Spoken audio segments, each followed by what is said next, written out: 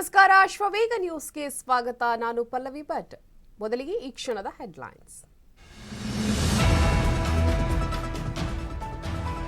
2 ದಿನ 5 ಕಡೆ ಸಮಾವೇಶ. ಮೋದಿ ಉತ್ತರ ದಂಡ ಯಾತ್ರೆಗೆ ಕೌಂಟ್ ಡೌನ್. ಇಂದು 4 ಕ್ಷೇತ್ರಗಳಲ್ಲಿ ಭರ್ಜರಿ ಮತಬೇಟೆ.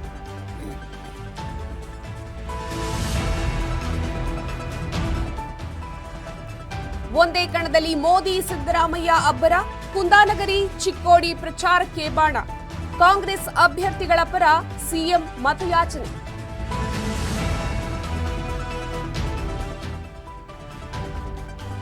ಕಾಂಗ್ರೆಸ್ ಬಿಜೆಪಿ ನಡುವೆ ಮುಂದುವರೆದ ಬರ ಫೈಟ್. ಇಂದು ವಿಧಾನಸೌಧ ಬಳಿ ಕೈ ನಾಯಕರ ಧರಣಿ. ಕಡಿಮೆ ಮೊತ್ತದ ಹಣ ಅಂತ ಟೀಕಾಸ್ತ್ರ. ರಾಯಬರೇಲಿಯಿಂದ ಪ್ರಿಯಾಂಕಾ ಸ್ಪರ್ಧೆ ಫಿಕ್ಸ್. ಅಮೇಥಿಯಿಂದ ರಾಹುಲ್ ನಿಲ್ಲುವ ಸಾಧ್ಯತೆ. ಕುತೂಹಲ ಮೂಡಿಸಿದ ಅಣ್ಣ ತಂಗಿಯ ನಡೆ.